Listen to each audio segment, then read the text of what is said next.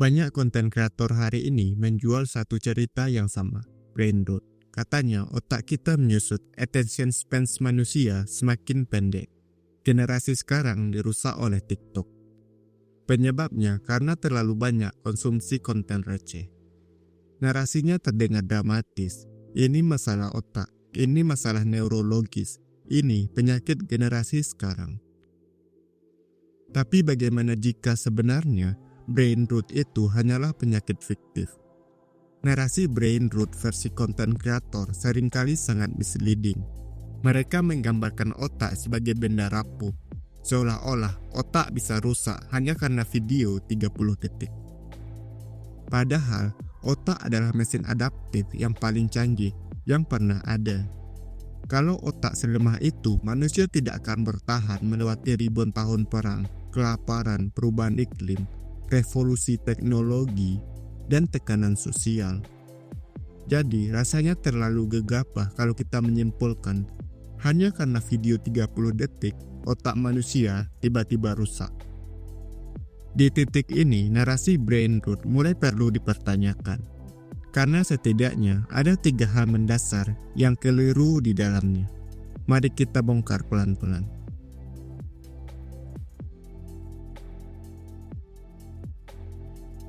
Biasanya mereka membuka dengan hook.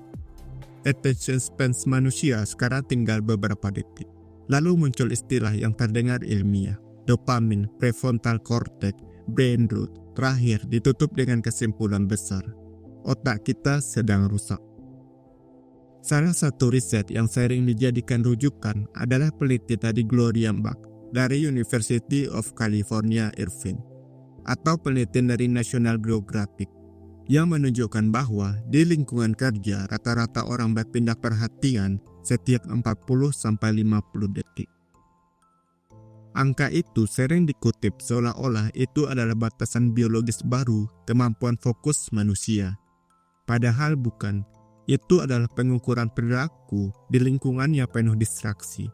Email masuk, notifikasi, chat kerja, tabs browser yang terbuka.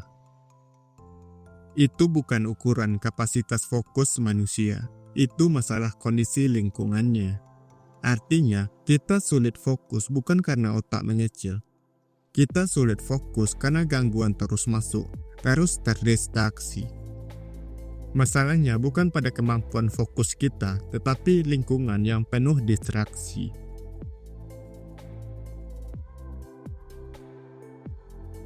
Kesalahan berikutnya adalah cara dopamin diperlakukan seolah-olah dopamin adalah racun instan. Dopamin sering disebut sebagai hormon senang yang dirusak oleh konten cepat. Padahal dalam ilmu saraf, dopamin lebih tepat dipahami sebagai sinyal pembelajaran dan motivasi. Ia memberitahu otak, ini penting, ini layak diulang lagi. Konten pendek tidak menghancurkan dopamin, konten receh hanya melatih otak terbiasa dengan reward cepat. Masalah muncul bukan pada dopaminnya, tapi pada aktivitas yang kurang variatif. Bayangkan otot yang hanya dilatih satu gerakan. Otot itu tidak rusak, tapi timpang. Sama halnya dengan otak jika hanya digunakan dalam aktivitas monoton. Solusinya juga bukan menyalahkan otak, tetapi memperluas variasi kegiatan dari reward instan sampai yang dapat reward atau rasa senangnya lebih lama, seperti belajar atau membaca.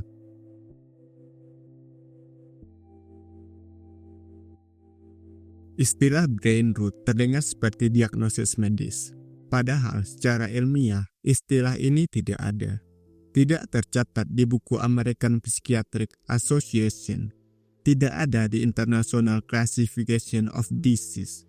Tidak digunakan dalam jurnal neuroscience sebagai kondisi klinis. Brain rot adalah metafora budaya, cara orang menamai rasa tumpul, jenuh, dan overstimulate. Masalah muncul ketika metafora ini diperlakukan seperti fakta biologis. Karena bahasa membentuk persepsi, ketika kita mengatakan otak membusuk, membentuk pemahaman, ada kerusakan permanen, ada degradasi, ada sesuatu yang hampir tidak bisa diperbaiki. Padahal riset justru menunjukkan hal sebaliknya. Otak sangat plastis. Ia berubah mengikuti kebiasaan yang sering kita lakukan. Otak tidak rusak karena konten receh tetapi beradaptasi. Dan karena otak sangat adaptif, maka bisa diubah kembali.